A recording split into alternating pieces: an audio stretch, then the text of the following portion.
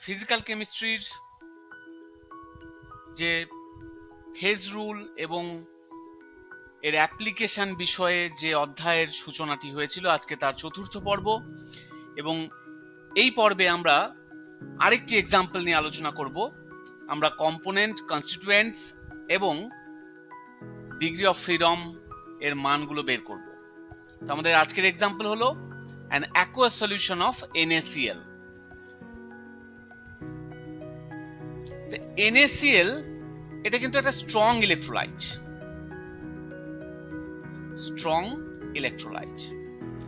যেহেতু strong electrolyte, এটা almost 100% dissociated in water. তাহলে 100% যদি ডিসোসিয়েশন হয়, তাহলে NaCl বলে আর কিছু অ্যাকোয়াস সলিউশনে থাকবে না, সেটা পুরোটাই ভেঙে গিয়ে Na+ এবং Cl- আয়ন তৈরি করবে। তাহলে এটা 100% ডিসোসিয়েটেড। তাহলে NaCl এর কিন্তু আলাদা করে কোনো অস্তিত্ব থাকবে না, Na+ এবং Cl- আয়ন তৈরি হবে। তাহলে আমাদের এই কন্টেনারের মধ্যে যদি আমরা ওয়াটার নিই এবং তার মধ্যে NaCl অ্যাড করি, তাতে যদি ডাইলিউট সলিউশন তৈরি হয়, ডাইলিউট সলিউশন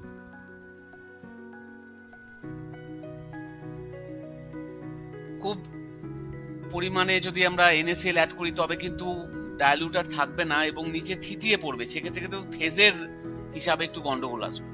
আমি সেটাও পরে আলোচনা করছি। তা প্রথমে আমরা ধরে নিচ্ছি ডাইলিউট সলিউশন, মানে যা NaCl অ্যাড করেছি সবটাই গুলে গেছে। তাহলে এই ডাইলিউট সলিউশনের মধ্যে এবার উপাদান কি কি আছে, কনস্টিটিউয়েন্টস কি কি আছে? আছে ওয়াটার, আছে Na+ এবং আছে Cl-। তাহলে এখানে কয়টা কনস্টিটিউয়েন্ট আছে? কনস্টিটিউয়েন্ট আছে তিনটি কনস্টিটিউয়েন্টস আছে।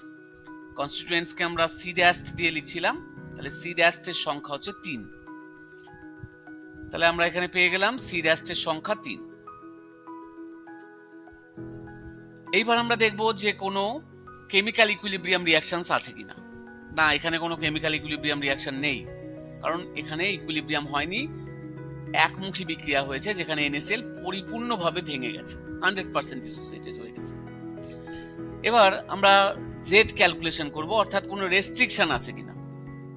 এখানে কিন্তু একটা রেস্ট্রিকশন আছে। রেস্ট্রিকশনটা কি না, যতটা Na+ আয়ন তৈরি হবে ততটাই Cl- আয়ন তৈরি হবে। তাহলে x of Na+ equals to x of Cl-। এইটা আমাদের একটা রেস্ট্রিকশন। আমরা যদি Na+ এর গাঢ়ত্ব জানি, তাহলে Cl- এর গাঢ়ত্ব পেয়ে যাব। তাহলে আমাদের একটা রেস্ট্রিকশন কিন্তু হাতে আছে। তাহলে আমরা কম্পোনেন্ট, নাম্বার অফ কম্পোনেন্ট কয়টা হবে? কম্পোনেন্ট, এখানে আমরা কম্পোনেন্টকে C দিয়ে প্রকাশ করি। C ইকুয়ালস টু কি হয়? C' minus R minus Z। তাহলে এখানে 3 ছিল, 0 1, অর্থাৎ কম্পোনেন্ট হবে দুটি। তাহলে আমরা কম্পোনেন্টের পরিমাণ দুটি হচ্ছে সেটা পেয়ে যাচ্ছি এই সলিউশনে। এবার আমরা ফেজ কটা আছে দেখব। যেহেতু ডাইলিউট সলিউশন, এখানে ফেজ একটাই আছে। তাহলে ফেজ, নাম্বার অফ ফেজ অর্থাৎ P, এটা কিন্তু একটাই। তাহলে কম্পোনেন্ট পেয়ে গেলাম, ফেজ পেয়ে গেলাম। এবার আমরা ডিগ্রি অফ ফ্রিডম বের করব। তাহলে ডিগ্রি অফ ফ্রিডম মানে কি? F equals to C-P+2 minus R'।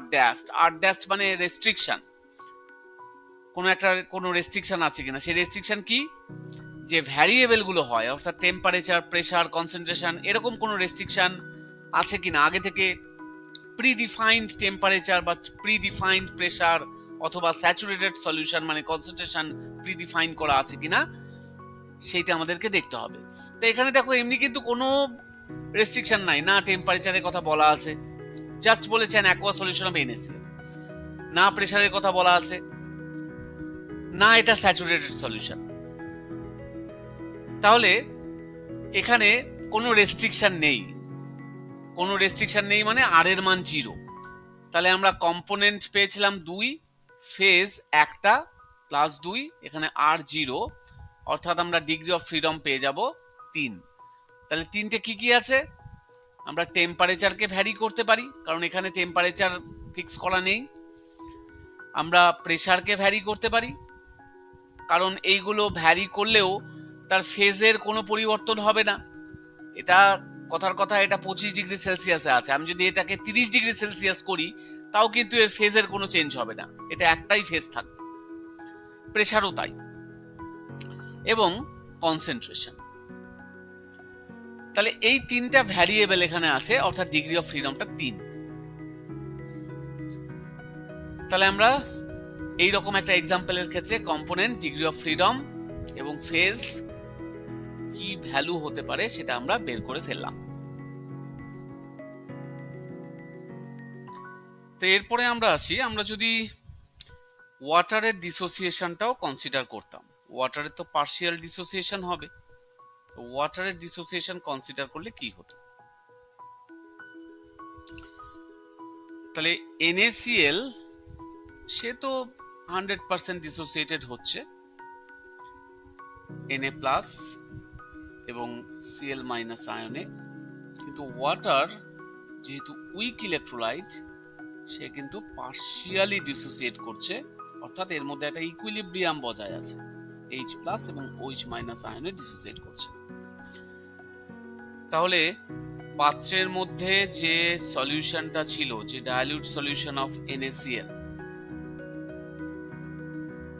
এর মধ্যে যে NaCl দিয়েছি আমরা, তাতে যে ডাইলিউট সলিউশন তৈরি হয়েছে,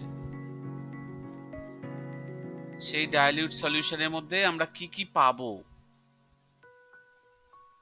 কি কি কনস্টিটিউয়েন্ট পাবো? কি কি পাওয়া যেতে পারে? একে তো H2O পাওয়া যাবে, ওয়াটার পাওয়া যাবে, H+ পাওয়া যাবে, OH- পাওয়া যাচ্ছে, Na+ পাওয়া যাবে এবং Cl- পাওয়া যাবে। তো H2O কেন পাওয়া গেল না? H2O পার্শিয়ালি ডিসোসিয়েট করেছে, পরিপূর্ণভাবে ভাঙেনি, তাই H2O তার সাথে H+ OH- পাওয়া যাবে। কিন্তু NaCl যেহেতু 100% ডিসোসিয়েট করেছে, একমুখী তীর চিহ্ন দিয়ে দেখিয়েছি আমরা, এখানে শুধু Na+ এবং Cl- পাওয়া যাবে।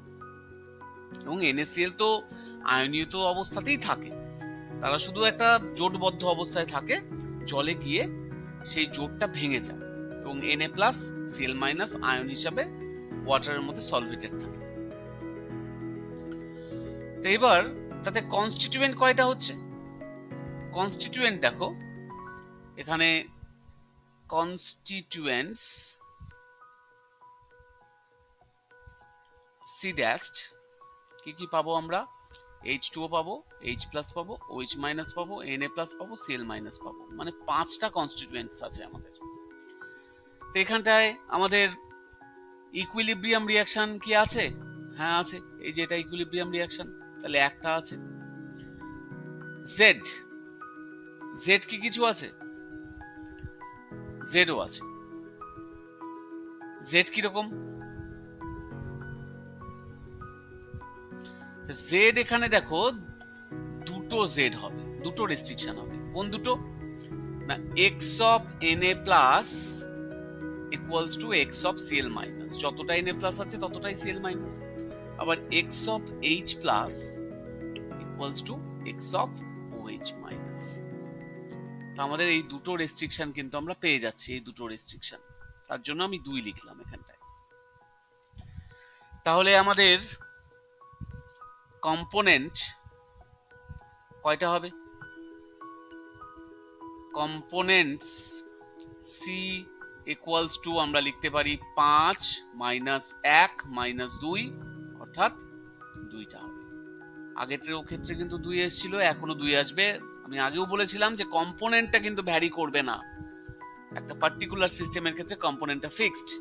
কনস্টিটিউয়েন্ট আমরা ভ্যারি করাতেই পারি, আমরা যেভাবে কনসিডার করব সেইভাবে কনস্টিটিউয়েন্ট আসবে। আচ্ছা, এবার আসি ফেজ। ফেজ তো এখানে একটাই আছে, সলিউশন লিকুইডাস পোরশন আছে, তাহলে ফেজ এখানে 1 এবং এটা হোমোজিনাস মিক্সচার, সেই জন্য ফেজ 1 হলো। আর তাহলে ডিগ্রি অফ ফ্রিডম কত হবে? ডিগ্রি অফ ফ্রিডম হবে F equals to C minus P plus 2 minus R dashed। তো এখানে কোনো রেস্ট্রিকশন নেই, জাস্ট ডাইলিউট সলিউশন বলেছে। সেই জন্য আমরা একইভাবে হিসাব করতে পারবো, অর্থাৎ এখানেও ডিগ্রি অফ ফ্রিডম 3 আসবে, আগের মতোই টেম্পারেচার, কনসেন্ট্রেশন এবং প্রেসার।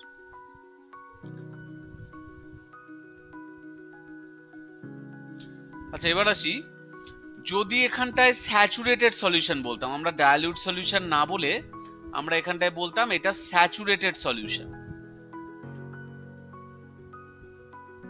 তাহলে কি হতো? স্যাচুরেটেড সলিউশন বললে কিন্তু এই যে আর ড্যাশড, এখানে আর ড্যাশড এর মান কিন্তু 1 আসতো। কেন? কারণ স্যাচুরেটেড সলিউশন হলে পরে তার কনসেন্ট্রেশনটা ফিক্সড হয়ে যায়, ওই পার্টিকুলার কনসেন্ট্রেশনের বাইরে সে স্যাচুরেশনে থাকতে পারবে না। স্যাচুরেশনে তো থাকবেই, তবে বাদবাকিটা নিচে থিতিয়ে পড়বে।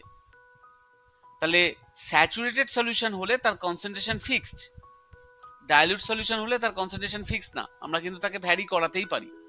1 চামচের জায়গায় 1.5 চামচ দিলাম NaCl বা 2 চামচ NaCl যোগ করলাম, তাতে কনসেন্ট্রেশন ভ্যারি করবে কিন্তু সলিউশনটা স্টিল ডাইলিউট থাকবে।